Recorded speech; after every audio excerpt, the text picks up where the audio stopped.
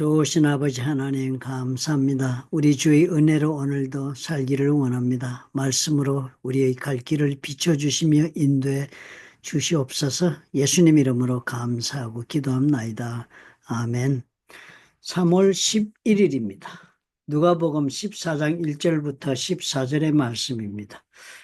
오늘은 이 복합적인 얘기가 나와 있어서 전체적으로 이 얘기 어떤 관계에 있는가라고 해석하기가 조금 이렇게 애매한 그런 이야기들로 그렇게 비춰지기가 쉽습니다.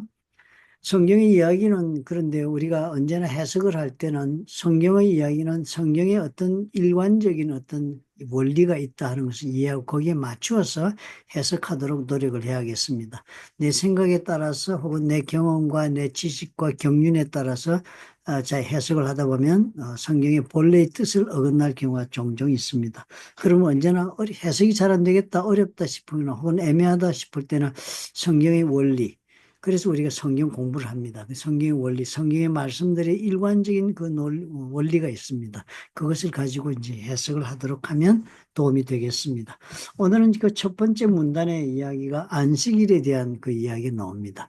이 안식일이 예수님 때 왜 자꾸 이 얘기에 등장하냐 하면요. 하나님께서 이스라엘 백성들에게 하나님과 이스라엘 백성들의 관계를 설정할 때 하나님 앞에서 이 사람들이 어떤 모습으로 살아야 하는가를 많이 얘기를 해줬습니다.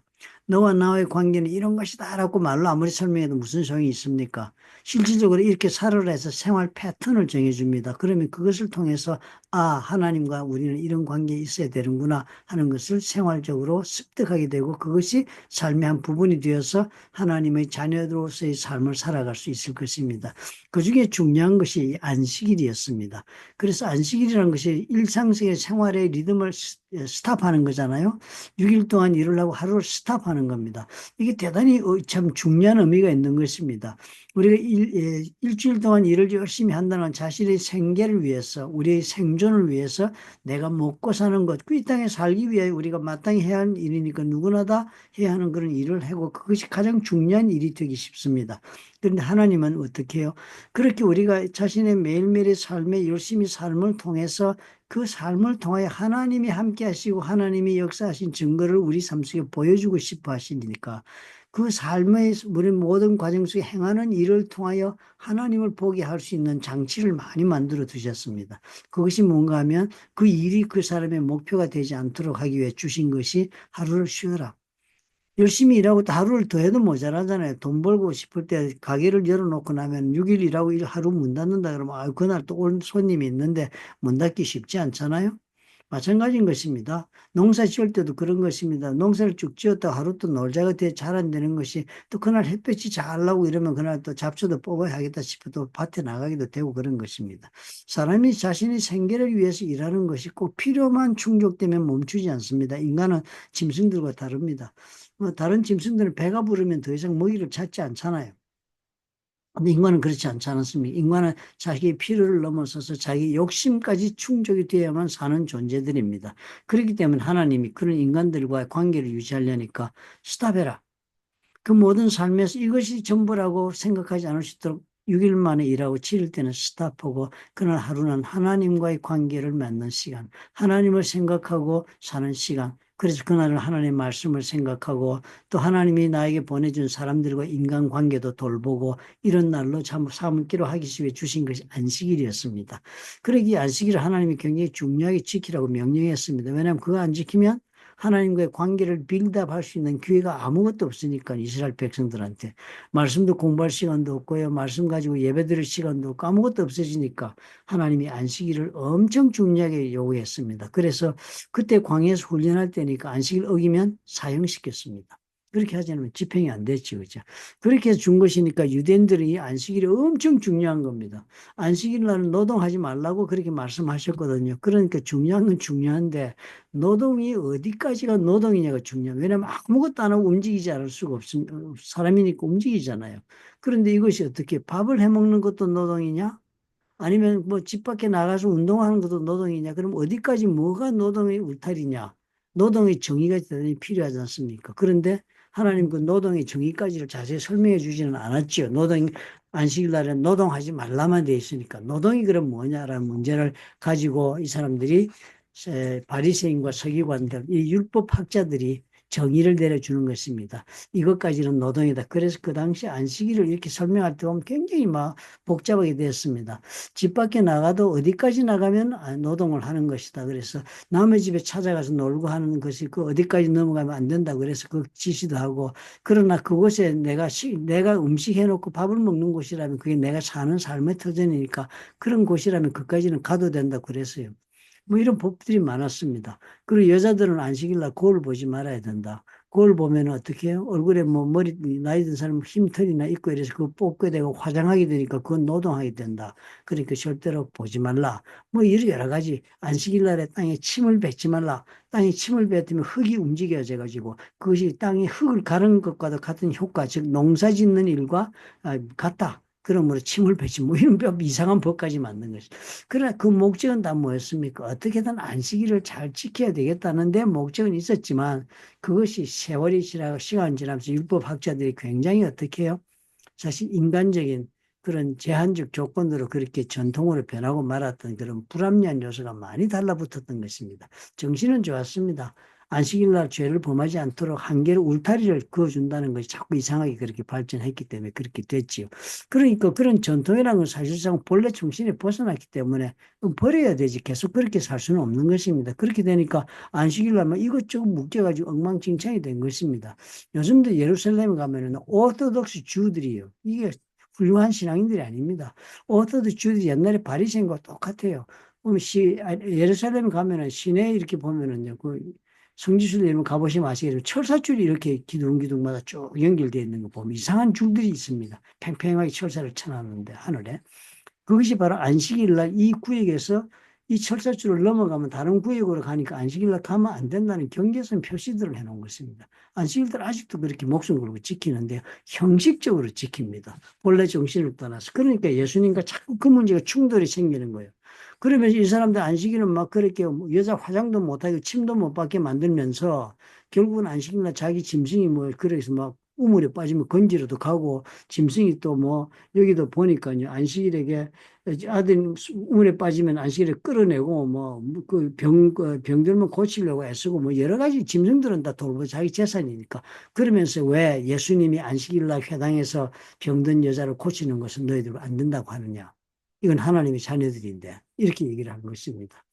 그렇게 하시면서 이제 이들이 살아가는 삶의 여러 가지 하나님께서 기뻐하지 않는 하나님의 자녀들이 그 가지고 있는 잘못된 모습들을 지적하는 것에 오늘 그 안식일 얘기뿐만 아니라 이제 겸손하게 섬기는 삶의 자세와 구제하는 것에 대한 이야기를 합니다. 이 두 가지는요, 꼭 기독교에서만 가르치는 말씀은 아닙니다. 공자, 농자, 맹자에서도 가르치고요. 그리고 또 불교에서도 가르칩니다. 구제하고 자선 베푸는 거. 그러니까 이것이 뭐 기독교에만 있는 것이 아니기 때문에 이 사실상 구제의 의미를 우리가 공부하고 또 낮은 자로 섬기는 그 자체의 의미를 우리가 철학적 연구를 할 필요가 없이 이 말씀을 보고서는 왜 우리들에게 섬김의 자세를 요구하는가? 왜 우리들에게 가난한 자를 구제하라고 하는 부탁하시는가 하는 그 목적을 우리가 이해하고 우리가 그것을 행해야 합니다. 기독교만 행하는 것이 아니라 온 인류들이 다 행하는 인류 보편적 선입니다. 그게. 그렇지만 꼭 우리가 이렇게 해야 되는 것은 왠가 하는 것을 우리가 이 말씀을 통해 생각해 봐야 합니다. 첫째로 예수님은 심판의 주였습니다. 심판의 왕이잖아요. 하나님이신데 예수님이 이 땅에 오셔가지고 처음에 한 일은 뭐였습니까? 하나님 나라를 이 땅에 이루기 위해서 사람들이 회개하고 하나님 나라에 들어오고 그리고 회개해서 구원받도록 하기 위해서 예수님은 심판의 주고 왕 중의 왕이시지만 그 권리를 주장하지 않으시고 본인이 스스로 사람의 몸을 입고 종된 모습으로 이 땅에 왔습니다. 사람들의 마음을 돌이켜서 하나님을 믿는 사람으로 만들기 위해서 예수님은 어떻게 해요? 섬김의 종으로 왔습니다. 예수님이 또 그 섬기면서 고통받는 모든 고통을 자신이 감당하는 고난의 종으로 왔습니다. 심판과 권세와 능력과 그런 종으로 오지 않았어요. 그래서는 사람들이 영혼을 구원할 수가 없으니까요. 사람들을 두렵게 만들 수는 있고 그래서 굴종시킬 수는 있겠지만 마음을 변화시킬 수는 없기 때문에 사람들이 마음을 하나님께서 사랑하는 마음을 얻기 위해서 하나님을 사랑하는 사람들로 만들기 위해서 하나님의 사랑을 깨닫고 하나님이 우리를 얼마나 사랑하는가 알고 감격하여 하나님에게 반응하도록 하기 위해서 하나님이 직접 사람의 몸을 입고 오신 분이 예수님이잖아요. 그 예수님이 어떻게 해요? 섬김의 종으로 온 겁니다. 섬김만이 사람의 마음을 돌이켜서 사랑으로 변화시킬 수 있기 때문입니다. 그래서 우리가 섬기라는 거예요. 높은 자리에 가고 잘난 체하지만 이러지 말라는 것은 그 사람의 영혼을 우리가 얻기 위해서 그런 것이라는 거예요. 섬기가지고 네 겸손한 걸 나타내다라는 것이 아니고요. 우리가 섬겨야만 상대방의 영혼이 우리의 그 섬김을 통하여서 그 영혼이 사랑의 마음으로 변화되어 하나님의 사랑을 발견하여 구원의 자리에 이르기 때문에 섬기라는 거예요. 그렇게 돼서 우리가 사람의 마음을 얻어 하나님의 사랑을 돌리기 위해 섬긴다. 그럴 뿐만 아니라 구제도 그런 뜻에서 해야 한다는 것입니다. 사람들이 우리가 보면 우리가 언제나 베풀며 선물을 하기 좋아하지 않습니까? 그죠? 선물하면 어지간한 사람은 또 반대급부로 선물합니다. 제가 크리스마스 선물을 교회 전도 많이 하려고 막 성도님한테 했더니요. 우리 와이프가 했더니 그 다음에 성도님 다 크리스마스 또 우리한테 선물을 돌아줘가지고 우리가 선물을 더 많이 받게 되는 그런 일이 생겨서 사실 야 이거 뭐 부담을 덜어 주고 있다 하는 이런 생각도 오히려 교회를 사랑하고 하나님 사랑하라고 우리가 했는데 그렇게 되면 그 외에 상대방은 있는 사람들이니까 우리는 있는 사람들이 선물하는 것이 우리의 삶의 습관이고 선물하지 않으면 뭐 저런 사람이 있어 우리 그렇게 말하지 않습니까? 그것이. 그런데 이것이 필요 없다. 하나님 그것이 나쁘다는 거 아닙니까? 선물 주고받고 사는 것도 좋겠습니다. 세상적 선입니다. 그러나 우리가 해야 할 것은 그런 있는 사람에게 선물을 주는 것이 중요한 것이 아니고 정말 가난한 사람들에게 베풀어서 그 사람들이 갚을 수도 없으니 갚지도 못한다. 그래서 그러나 그러므로 통해서 그런 자기들에게 갚을 수도 없는 무가치하다고 생각되는 자신들에게 사랑으로 베푸는 것을 통해서 그분들의 마음이 변화될 수 있도록 하기 위해서. 그러니까 다 이게 뭡니까? 우리의 영혼이 하나님을 발견하고 구원의 자리에 이르게 하기 위해서 우리가 선택해야 할 우리의 삶의 자세다라고 하나님은 요구하시는 거. 왜? 구원해야 되니까. 우리는 구원받았으니까 우리로 끝날 것이는 우리를 통하여 정말 버려진 남은 영혼도 구원해야 되니까 섬겨야 한다. 그리고 갚을 수 없는 사람에게 베풀어야 한다. 이 두 가지를 꼭 얘기합니다. 장사가 수지 맞지 않는 장사를 하라는 거예요. 그래서 하나님 어떻게 말씀하세요? 그래서 구원을 하면 그 나머지 우리 수지 맞지 않은 장사는 우리에 대한 상금은 천국에 우리가 쌓는 것이라 예수님 말씀하지 않았습니까? 오늘 우리 그런 생각합시다. 정말 우리가 섬기고 갚지 못할지 베푸는 것은 끝이 없어 보입니다. 그러나 끝이 없어서 좋습니다. 왜냐하면 그렇게 끝이 없고 우리가 받지 못해야만 하나님 우리 갚아주실 것이니까요. 좋으신 아버지 감사합니다. 정말 우리 하나님과의 관계를 맺도록 하게 안식일을 줬는데 본래 정신을 잊어버리고 벗어나는 것이 참 사람들의 삶의 모습입니다. 이런 모든 사람들을 다시 하나님 앞에 돌이키기 위해 우리는 예수님처럼 섬김을 통하여 마음을 얻고 갚을 수 없는 자에게 베풀므로 저들의 마음을 하나님께로 인도하는 그런 놀라운 은혜를 우리가 저들에게 베풀고 우리도 또한 하나님으로부터 그에 대한 놀라운 또 상급도 아버지 쌓을 수 있도록 축복해 주옵소서. 예수님 이름으로 기도합니다. 아멘. 세상의 선이 우리도 행하겠죠. 그러나 행할 때 우리는 목적이 다릅니다. 네. 그 목적은 영혼 구원에 있다. 왜? 하나님께서 그 영혼을 구원하시기를 원하시는. 그러기 위해 우리에게 그 사명을 맡기셨기 때문에 우리가 그 말씀 따라 하는 것입니다. 그래서 오늘도 우리 실망하지 말고 섬기시고 또 실망하지 말고 베푸시기를 예수님의 이름으로 부탁을 드립니다.